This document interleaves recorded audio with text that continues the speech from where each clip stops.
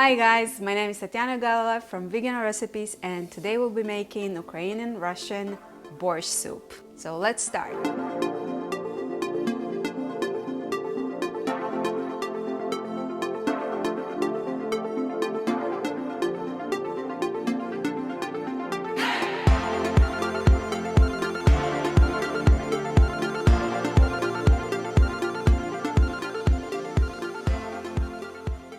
Here we have cabbage, soy chunks, carrots, beets, potatoes, onions, very simple spices as salt and pepper, tomato paste, and optional sauerkraut or water from sauerkraut. So the first step will be to take the cabbage. I'll be frying it just a little bit to soften it so I can add the rest of the vegetables. This one is one small full cabbage, but when I do have sauerkraut, I'm having half of the cabbage and the other half, a few cups, I'm adding sauerkraut. It's a whole different flavor. Now it's optional because my mom was making it without any sauerkraut. My mother-in-law she's making it with sauerkraut, and it's a whole different flavor into it. So that's why when I'm making this soup, I'm only making with sauerkraut. When I don't have the sauerkraut, when we finish eating it, I'm keeping the water from it because it's full of flavor, and I'm adding it into the soup. But as I said, it's optional. If you don't want or if you don't have, just do it as it is, just with water. Same ingredients, same spices, but just without the sauerkraut. Okay, after 10 minutes of frying cabbage and letting it a little bit soften, I'll be adding the rest of ingredients such as potatoes, carrots, beets, and onions. Soy chunks is optional, and my boys love it. When I was young and my mom was making the soup, she always made it with meat chunks. And at some point when I was 15, I went vegetarian, and I couldn't eat it anymore. It was very hard for me.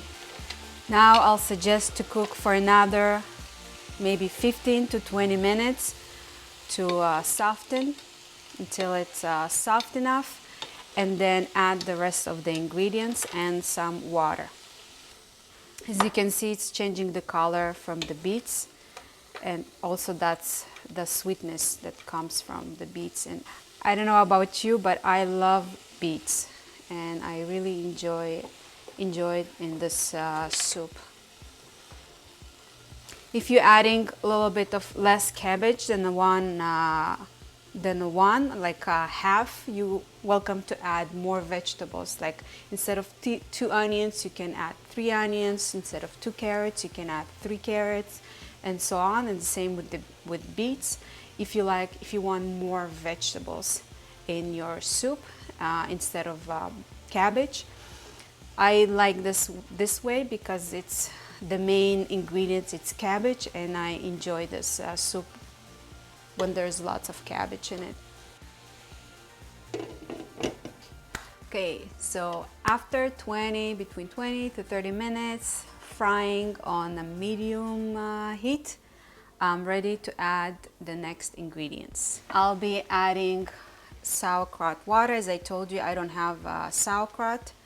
I kept the water, but if you have and if you want, you can add. If not, just the water. Next, tomato paste, salt and pepper. So there's no quantity for the water. As you see, I'm just gonna be covering it. I think I'll be adding a little bit more. You just want to make sure it's all covered with water, and a little bit more. Yep, I'll be adding more. If you want to learn how to make homemade sauerkraut, leave comments below and I'll make a video. So as you can see, there's enough water I'm not gonna be adding any more. So that's the quantity you want. And now it's the next step is to cook it till the potatoes are soft. So usually I check it with the fork, and that's it.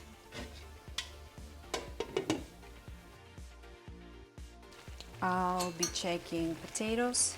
So you see it pierced nicely. If you want it even softer, you can cook it a little bit more for around 10 minutes, but I think it's good. You have to try to make the soup. I promise you, you're gonna love it. And if you don't have homemade sauerkraut, buy it, because it's so much of a difference of a flavor between with sauerkraut or without.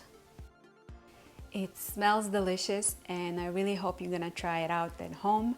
If you like this video, please give it a thumbs up, subscribe, and share. Thank you guys, till next time.